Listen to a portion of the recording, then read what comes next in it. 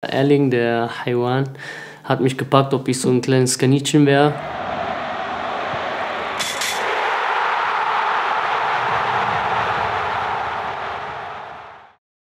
Ein frohes neues Jahr und herzlich willkommen zum ersten Spieltagsrückblick in 2022. Es ist erst dann vorbei, wenn es vorbei ist. Das wusste schon Rocky Balboa und hat gestern auch der BVB bewiesen. Angenockt in die Halbzeit gegangen und am Ende doch siegreich. Moderhut mit dem Lucky Punch kurz vor Schluss zum 3:2 und gleich ist er noch bei uns im Interview. Jetzt schicken wir aber erstmal Nobby und Boris in den Ring. Hier sind die Netradio-Highlights. Erling Haaland auf die linke Seite und da ist der Anschlusstreffer. Und jetzt weiter. Wir verlieren das Ding nicht. Flanke, Kopfballtor, Ausgleich! Ja. In der 87. Minute durch Jude Bellingham. Jude, Taut und es steht 3:2.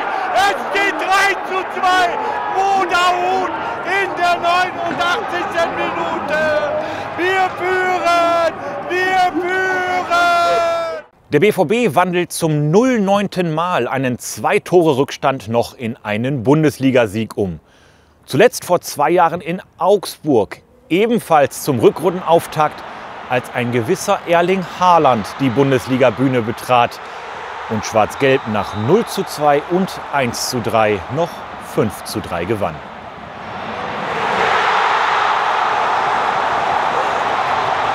Und falls ihr euch jetzt fragt, wann wir noch einen 2-Tore-Rückstand in einen Sieg gedreht haben, bis Mittwoch könnt ihr noch grübeln, dann haben wir eine Top 5 der erfolgreichsten Aufholjagden für euch. Kommen wir zurück zum Spiel gestern und da rückte BVB-Trainer Marco Rose auf der anschließenden Pressekonferenz 2 Begriffe in den Mittelpunkt: Haltung und Nachhaltigkeit. Die Haltung war heute komplett da, auch in der Pause. Und mit dem 2:1 kam der Glauben nochmal zurück. Und Einstellungsthema haben wir sowieso nie. Auch heute sind wir wieder 123 Kilometer gelaufen. Wir haben über 260 Sprints gemacht. Also das sind sehr, sehr gute Werte. Und ich finde, dass wir heute auch im Thema Haltung sehr ordentlich unterwegs waren. Um was es jetzt geht, ist Nachhaltigkeit. Wir haben heute das Spiel gewonnen. Das sollte uns was geben, weil wir es ja auch auf eine besondere Art und Weise gewonnen haben, wenn du 0:2 zurückliegst. Und jetzt bin ich als Trainer natürlich auch gespannt, wie nehmen wir das mit in die nächsten Wochen, weil da warten schwere Aufgaben gegen Mannschaften direkt hinter uns. Die zurückgelegten 123,2 Kilometer sind übrigens Saisonrekord für den BVB. Ja, und gestern hatten wir das Zahlenspiel eigentlich schon formuliert. Das erste Ergebnis in 2022, ein 2:2 durch unsere Nummer 22. Und dann kam Moderhut. Und jetzt kommt Moderhut wieder im Interview. Mo, beschreib doch zu Beginn erstmal die Atmosphäre im Bus auf der Heimfahrt. Und ja, wie war denn deine Nacht? Wie gut konntest du schlafen? Also die Atmosphäre im Bus waren die ersten 10 Minuten sehr, sehr schön, sehr gut. Alle waren gelaunt. Ja, und danach sind alle eingeschlafen oder am Handy oder einfach nur am Liegen gewesen. Und selbst wie war deine Nacht? Konntest du nach so einem emotionalen Spiel eigentlich direkt einschlafen? Nach dem Spiel ist es immer schwer einzuschlafen, ja, weil der Körper noch am Arbeiten ist und das Ganze drumherum. Ja, und dann so um 4 Uhr, halb 5 bin ich eingeschlafen. Gestern um 19:17 Uhr sah es auf jeden Fall nach einer sehr unruhigen Nacht aus. Da seid ihr nämlich mit 0:2 in die Pause gegangen.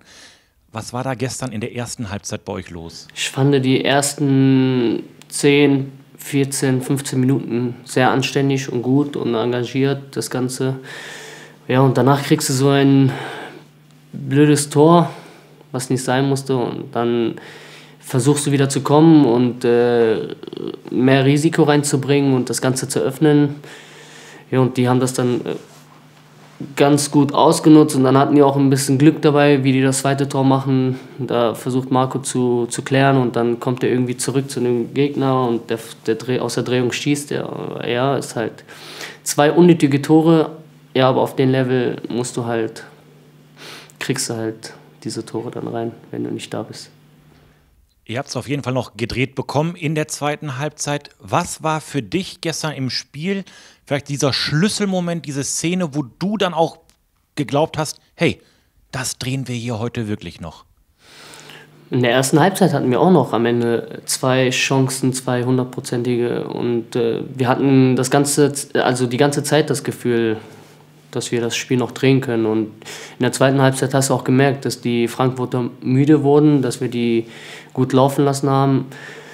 Ja, und dann am Ende haben wir das dann mit auch etwas Glück, muss man sagen, dass wir dann das erste Tor machen und dann kommt das zweite und dann das dritte.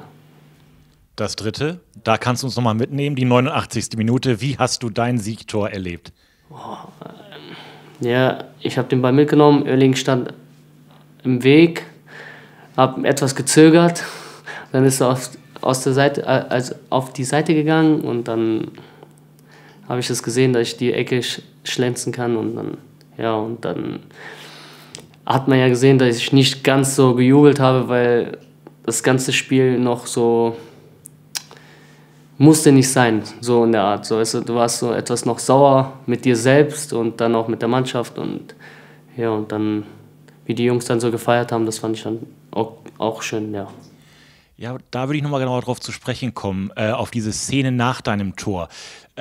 Wir haben uns die Bilder nochmal genauer angeschaut. Wir wissen nicht ganz genau, wie viel war da eigentlich noch Torjubel und wie viel war es bei dir eigentlich reiner Überlebenskampf, dass deine Kollegen dich nicht zäh oder eher drücken? Der erste kam mir an, der Erling, der Haiwan, hat mich gepackt, ob ich so ein kleines Kaninchen wäre. Ich wusste gar nicht mehr, was ich machen soll und dann kam Emre und die anderen und der Rest und dann Emre drückt mich runter und dann ich so, ey Jungs, ich krieg keine Luft mehr, bitte lasst mich wieder hoch. Ja, und die klatschen mich dann in mein Gesicht oder in meinen Kopf. Ja. Auf jeden Fall Freude pur am Ende. Mo, man kann 3-0 führen und dann noch 2 Gegentore kassieren oder man kann 0-2 zurückliegen und dann noch 3 schießen, wie ihr gestern. Beides ist am Ende ein 3-2, fühlt sich aber ganz anders an. Das stimmt. Was könnt ihr als Mannschaft aus diesem emotionalen Sieg gestern ziehen? Ja, wie der Trainer das gesagt hat, dass wir die Haltung nie verlieren und immer dran glauben und kämpfen und uns nicht runterziehen lassen. Erstmals seit 2013 wieder in Frankfurt gewonnen, den Rückstand auf die Bayern verkürzt und damit Deckel drauf. Bereits am Freitag sind die Jungs wieder gefordert, wenn sie den 19. Spieltag im Heimspiel gegen den Sportclub Freiburg eröffnen. Apropos gefordert, das seid ihr jetzt auch. Schaut mal.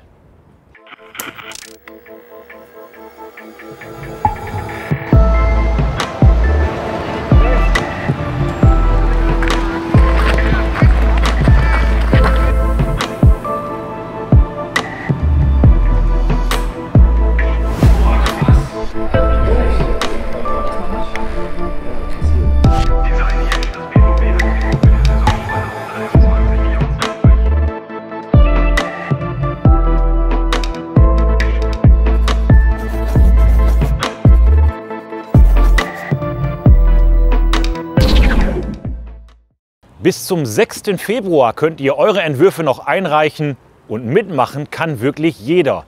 Auch unser Siegtorschütze hat da so seine Idee.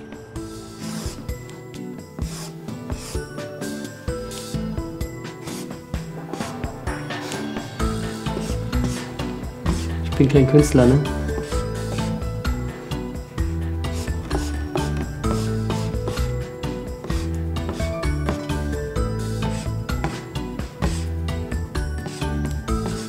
Und dann so kleine BVB-Dinger. So ganz viele, weißt du?